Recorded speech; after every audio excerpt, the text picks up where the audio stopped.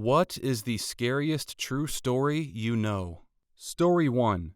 I grew up in a funeral home. I helped out in the office. When I was about 15, we got a call from a man whose wife and infant baby had been assassinated in cold blood. There were very few clues. It made headlines. Cops set up surveillance at the viewing. It was heartbreaking, as the mother was holding the baby in her arms. I was asked to take the flower cards and periodically get the husband and ask if he recognized the names. I then photocopied them and put them back. I did it because I was a kid, people knew me, and I was unobtrusive. I talked to the husband quite a bit. He seemed devastated and shaken. The cops told me they had an eyewitness to someone leaving the house the day of the murder. The witness was a 3-year-old girl. She recognized the man leaving. It was the husband's best friend. Turns out that the friend and the husband had made a pact to end each other's families and run off with their secretaries. The little girl identified the friend, and I guess one of them cracked. They both went to jail on multiple counts, all on the testimony of a 3-year-old.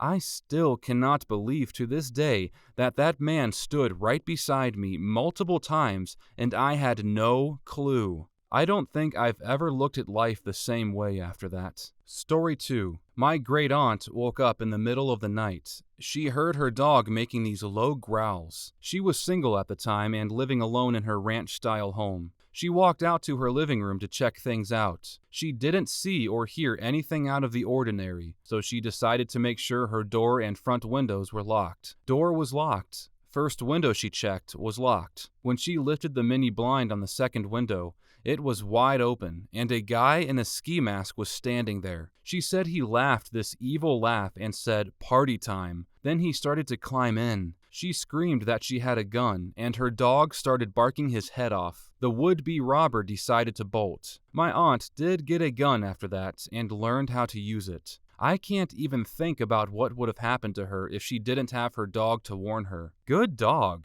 I'm so glad that nothing else happened to your aunt. It's smart that she's taken further safety measures arming herself now. That could have been such a bad situation had her pup not barked. Story 3. My dad worked in a morgue during college in the 60s. One time on the night shift, he was training a recent hire who was wheeling a body down the hallway. The body was under a sheet, but all of a sudden started to sit up. The guy immediately freaked out, ran out the doors, and quit. Apparently, a corpse can have muscle contractions in the abs, causing it to start sitting up. The more you know, I guess. Story 4. During college, I lived in an apartment with a community pool. There were a bunch of us having beers at the pool one night over summer term, and one of my friends ran to jump in the pool but changed his mind at the last second. His feet slipped out from under him on the wet concrete and he went down. He broke his neck on the edge of the pool, never walked again, and had extremely limited upper body function. I watched someone's life be ruined, and it was terrifying. Listen to the lifeguard and walk. Story 5. I had a guy tell me a story a couple of decades ago about how he was hiking in an area in South America and wandered away from other hikers in the area. The ground was wet, and without warning, it gave away, and he got sucked into a fast-moving underground river, pitch black, completely submerged, and at the mercy of the current as it buffeted him against the sides of the tunnel. After some time, the current subsided, and he realized he was in a larger pocket, still pitch black and submerged. He said that even as he struggled to hold his breath, he didn't panic and realized that the water had to keep moving somewhere, so he moved around until he found another tunnel that sucked him in. At one point, he began to see light, so he punched upwards, broke through the ground, and pulled himself out, soaking wet, gasping for air, and a bit of a distance from the other dry hikers, who were somewhat bewildered when they saw him straggling up to them. Story 6. I served a short stint as a fireman.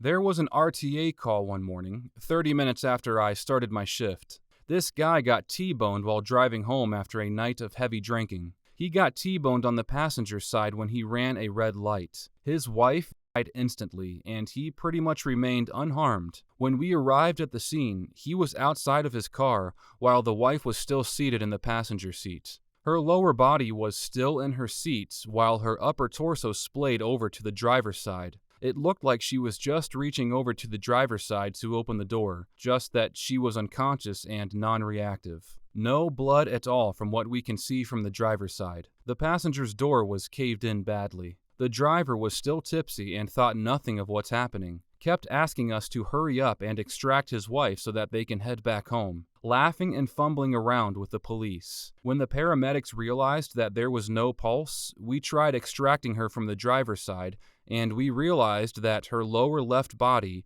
her left pelvis to her thigh, was completely crushed, and she was impaled through her left abdomen by a piece of the door. When we told him that his wife had died, probably bled out minutes after the impact, you could see the disbelief, stop kidding me, slowly morphing into realization, then ending up as desperation. He was immediately sober and ran over to the driver's side and tried to pull his wife out. It tore her wound and we had to drag him out. He then proceeded to the passenger side and tried to pry the caved door open. We left the scene then and let the police handle the aftermath. Saw it on the news that afternoon. Story 7. Germanwings, Flight 9525. The co-pilot locked himself in the cockpit and set the airplane for a slow descent into the French Alps. For 10 minutes, the crew desperately tried to get back into the cockpit, but in this post-9/11 world, the door was designed to withstand assault, and it did not fail. This was a daytime flight. Passengers knew what was happening. They could see the mountains getting closer out of the windows. This wasn't a quick, "What's that? Oh my gosh," out. This was a long, drawn-out realization of what was coming,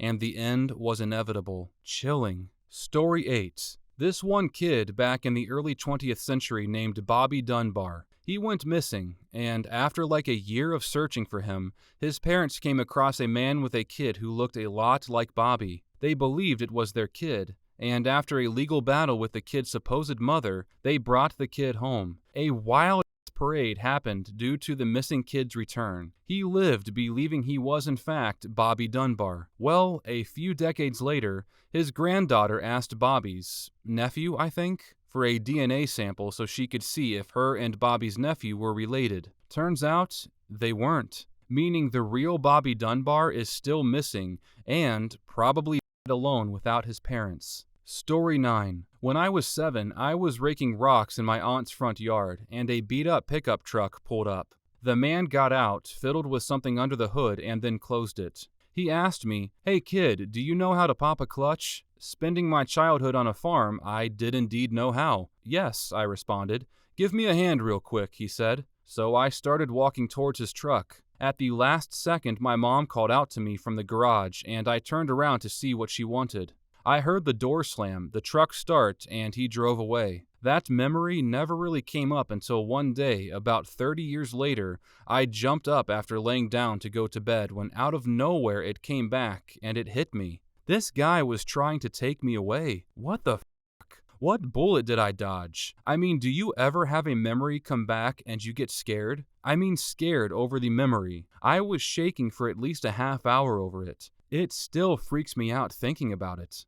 Story 10. A woman I worked with a few years ago told me how her life had changed drastically. She went from having a decent job to becoming an alcoholic and working as a cleaner. She had planned to move to Spain with her husband and young daughter and had a great job lined up there. The plan was her husband and daughter would fly over first and she would fly over a week or two later due to finishing her old job a little later than planned. Her husband rang her on the day he arrived and said the house was lovely and the furniture had arrived by ferry. That was the last time she had ever heard from him. Her husband and daughter were found by authorities a few days after she rang, explaining that she was concerned for their welfare as she had no contact with them and she was extremely worried. It was carbon monoxide poisoning. It is so scary to think how fast your life can change. Story 11. Happened to my boss's best friend when they were around 17 years old. My best friend's parents were out of town one weekend and she had the house to herself. Went about her business having dinner, watching TV, then decided to go to bed. She was lying in her bed with her back to her closet when she heard the door open. She somehow pretended to be asleep. The man who was hiding in the closet walked around her bed to the side she was laying and facing, gently stroked her hair and face, then left. She immediately called her boyfriend to ask him to come over, then called her parents and then the police. Long story short, this man had been getting into their home via a doggy door. They didn't have a dog and didn't bother to secure it, and he'd been living in a tent in the foresty area behind their home for months to creep on her. They found a ton of surveillance footage of her sleeping and pieces of her clothes and stuff. If I recall correctly, this happened somewhere in Alabama, most likely mid-2000s. Story 12. In 1983, in Juarez City, border neighbor to El Paso had a Cobalt-60 incident. It is regarded as the Mexican Chernobyl. Basically, some guys working maintenance in a hospital were greenlit to split for parts whatever they found at the old warehouse, and they found a machine that worked with Cobalt-60 pellets. The guys poked around and drove around town to sell their stuff and irradiated the city. The place they sold it to used the metal to recast as building materials and sell them. It's quite a horror story of the city I grew up in. Story 13. I'm sure everyone has already hit the pop culture ones, so I will go personal.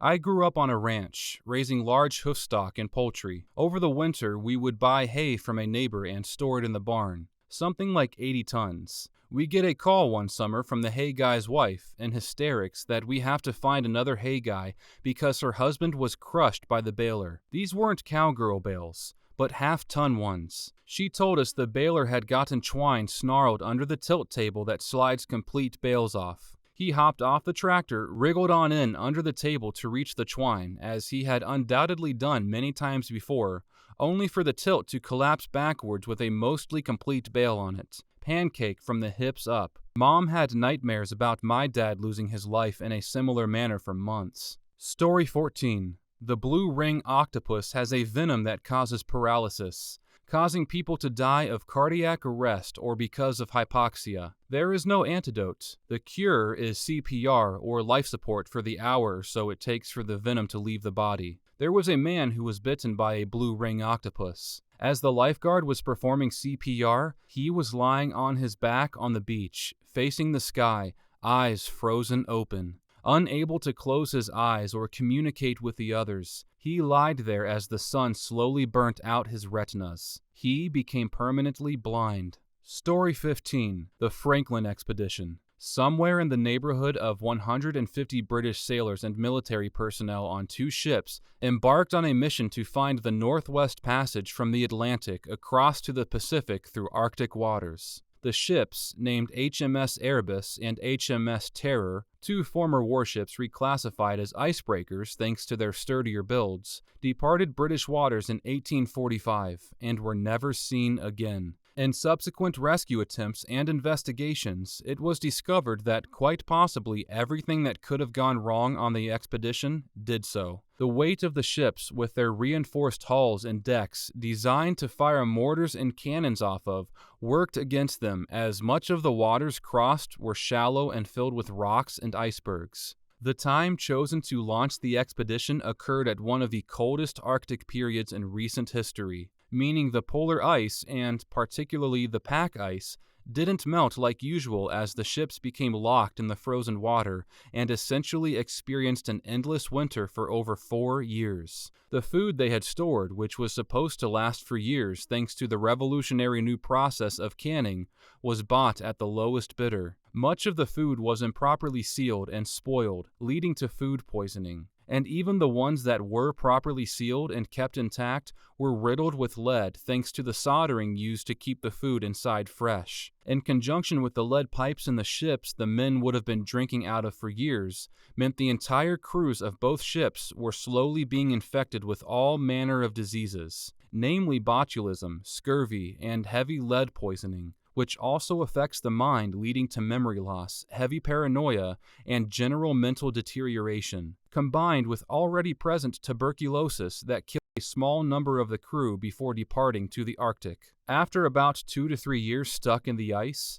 the captain in charge of the voyage, John Franklin, and many other crew members passed away in unknown circumstances, and the remainder decided to abandon ships and try to hike out together to the nearest trading outpost and Backfish River in Canada. hundreds of miles away, by loading up their rowboats with supplies and fixing them on sleds to be pulled. All remaining crew perished on that journey. Their remains were discovered by local Inuits, Netsilik tribes, who described desolate campsites of skeleton-like corpses with hazily built, half-open tents and even human body parts in cookpots, heavily implying that the men resorted to cannibalism in their last desperate hours. Story 16. The USS West Virginia was a ship damaged during the attack on Pearl Harbor. After the ship was attacked, the people on board heard banging noises coming from inside the ship. It turns out that these noises were people. They were trapped in a room to where they couldn't be broken out of because of the water that would seep in and drown them, and they couldn't be brought out from the top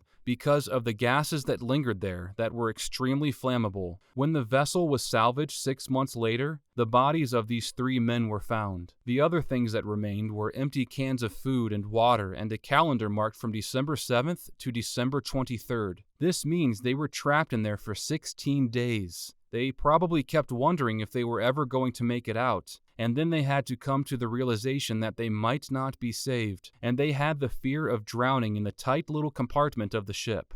They had to face the realization that they were going to die, and the psychological torture that goes along with it. Story 17. This isn't a scary story, but it's spooky and always captured my imagination. One day, a bunch of, I think they were police in training, explored some of the catacombs under Paris. A lot of them are completely unmapped. They entered an area and heard dogs barking and snarling. They continued going and saw there were speakers mounted on the wall, playing pre-recorded dog sounds and cameras. They continued. They came into this opening and found a cinema. It was lavishly decorated. It had projectors and a mix of old and new movies. It even had electricity running and 3 phone lines. The police marked where they were and went back outside. The next day, they returned to try and investigate further with more experienced officers. Everything was gone. All the wiring had been ripped out. All the furniture was gone.